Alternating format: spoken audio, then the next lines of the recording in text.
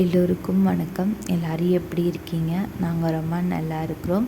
Morning ஒரு 6 o'clock எழுந்திரிச்சிட்டேன் பால் வாங்குறதுக்காக. பால் வாங்கிட்டு பச்சைப்பயிறு குக்கரில் போட்டு விசில் விட்டு வச்சுருந்தேன். கூடவே அரிசி ஊற போட்டேன்.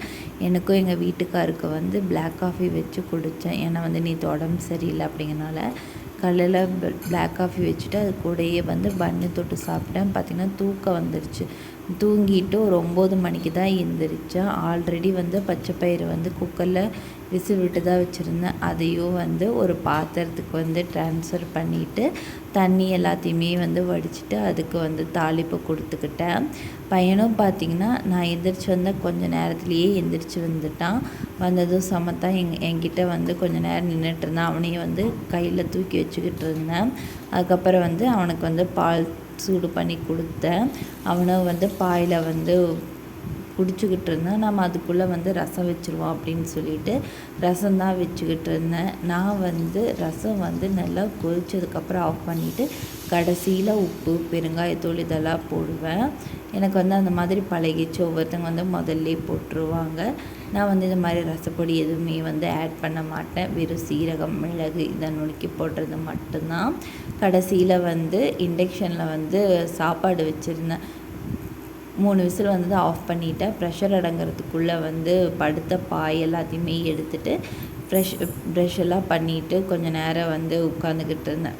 ஏன்னா குக்கர் ப்ரெஷர் அடங்கணும் இல்லைங்களா, அதனால் நல்ல பசி வேறு.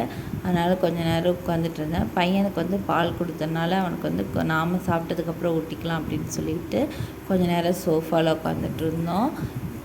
என்ன தான் லேட்டாக எழுந்திரிச்சாலும் கரெக்ட் டைமுக்கு பசிக்குது. ப்ரெஷரெல்லாம் அடங்கினதுக்கப்புறம் சாப்பிட்றதுக்கு 10:30 மணி ஆயிடுச்சு.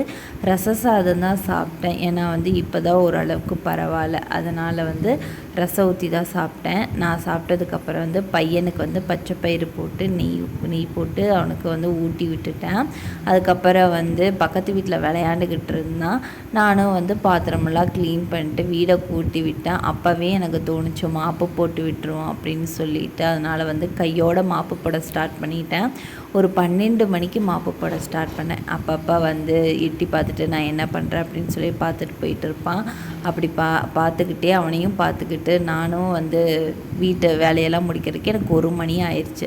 அதுக்கப்புறம் அவனுக்கும் குளிக்க வச்சுட்டு நானும் குளிச்சுட்டு எங்கள் வீட்டுக்காரங்க வந்ததும் சாப்பிட்டு கிளம்பிட்டாங்க. பையனுக்கும் ஒரே தூக்கத்தில் அழுதுகிட்டே இருந்தான். ஒரு 3 மணிக்கு தூங்க வச்சுட்டேன். அப்போ பார்த்திங்கன்னா நல்ல மழை, கருமேகம் எல்லாமே அப்படியே மூவ் ஆகிறதெல்லாம் நல்லா தெளிவாக இருந்துச்சு. ஒரு 2 மணி நேரம் நல்லா மழை பெஞ்சிச்சு. நானும் நல்லா தூங்கிட்டேன். கரண்ட் இல்லை, அதனால் எந்த ஒர்க்குமே இல்லை. அதனால் தூங்கிட்டேன். ஒரு 6 மணிக்கு எழுந்திரிச்சு ஃப்ரெஷ்ஷப் ஆகி சாமிக்கெல்லாம் தீபம் போட்டேன். அதுக்கப்புறம் கிச்சனுக்குள்ளே வந்ததும் காலையில் வாஷ் பண்ணி வச்சுருந்த பாத்திரம் எல்லாத்தையுமே எடுத்து வச்சுட்டேன். நல்ல மழை அடித்ததுனால பால்காரங்க வரமாட்டாங்கன்னு நினச்சேன். கரெக்டாக ஒரு 6:30 மணி அப்போ பால் மேலேயே கொண்டாந்து கொடுத்துட்டு போயிட்டாங்க. இந்த மாதிரி பால் சுடு தண்ணி இதெல்லாம் காய்ச்சறதுக்கு இண்டக்ஷன் தான் யூஸ் பண்ணுவேன். யூஸ் பண்ணதுக்கப்புறம் ஃப்ரிட்ஜு மேலே வச்சுருவேன். என் பையன் இண்டக்ஷனில் விளையாண்டுருக்கிறான் அப்படின்னு சொல்லிட்டு. டின்னருக்கு எனக்கு கொஞ்சம் காரசாரமாக சாப்பிட்லான்னு தோணுச்சு. அதனால் அரிசி பருப்பு சாதமும் முட்டை பொரியலும் பண்ணலான்னு தான் இருந்தேன். ஆனால் எங்கள் வீட்டுக்காரன் வேணாம் இப்போ தான் அவனுக்கு உடம்பு ஓரளவுக்கு பரவாயில்லையாக இருக்குது, அதனால் முட்டை பொரியலெல்லாம் பண்ணாத அப்படின்னு சொன்னதுனால வெறும் அரிசி பருப்பு சாப்பாடு தான் செஞ்சுருந்தேன். குக்கரெல்லாம் மூடி போட்டு வச்சதுக்கப்புறம் கொஞ்சம் பாத்திரம் இருந்துச்சு. அதை நான் வாஷ் பண்ணிக்கிட்டு இருந்தேன். என் பையன் விளையாண்டுருந்தான். அந்த இண்டக்ஷன் வைக்கிற அந்த பொட்டி மேலே விளையாண்டுக்கிட்டு இருந்தான். இதுக்காகவே தான் நான் அந்த இண்டக்ஷனை ஃப்ரிட்ஜில் எடுத்து வச்சுறது. பாத்திரம் வாஷ் பண்ணிகிட்டு இருக்கும்போதே கரெக்டாக எங்கள் வீட்டுக்காரரும் ஆஃபீஸ் முடிஞ்சு வந்துட்டார். பாத்திரம்லாம் வாஷ் பண்ணதுக்கப்புறம் கொஞ்சம் நேரம் உட்காந்துட்டு இருந்தோம். ஏன்னா ப்ரெஷர் அடங்கணும், அதனால் கொஞ்சம் நேரம் உட்காந்துட்டு இருந்தோம். ப்ரெஷரெல்லாம் அடங்கினதுக்கப்புறம் 2 பேரும் உட்காந்து சாப்பிட்ருந்தோம். என் பையனும் அப்பப்போ ஒரு வாய் வாங்கி சாப்பிட்ருந்தான். சாப்பிட்டதுக்கப்புறம் எப்பயுமே பிளாக் காஃபி குடிப்பேன். இந்த தடவை பிளாக் காஃபி வைக்கல. போய் கொஞ்சம் நேரம் நடந்துட்டு வருவோம் மழை பெஞ்சதுக்கு அப்படின்னு சொல்லிட்டு காத்தார நடந்துட்டு ஒரு ஐஸ்கிரீம் வாங்கிட்டு வந்தேன். என் பையனுக்கு ஐஸ்கிரீம்னால் ரொம்ப பிடிக்கும். கொடுக்க சொல்லி வேணும்னு சாப்பிட்டே இருந்தேன். ஆனால் கடைசி வரைக்கும் சாப்பாடே சாப்பிடல. அவ்வளோதாங்க, இந்த விலாக் இதோட முடியுது. இந்த விலாக் உங்களுக்கு பிடிச்சிருக்குன்னு நான் நம்புகிறேன். இந்த மாதிரி இன்ட்ரெஸ்டிங்கான விலாக் பார்க்கணும் அப்படின்னா என் சேனலை மறக்காமல் சப்ஸ்கிரைப் பண்ணுங்கள்.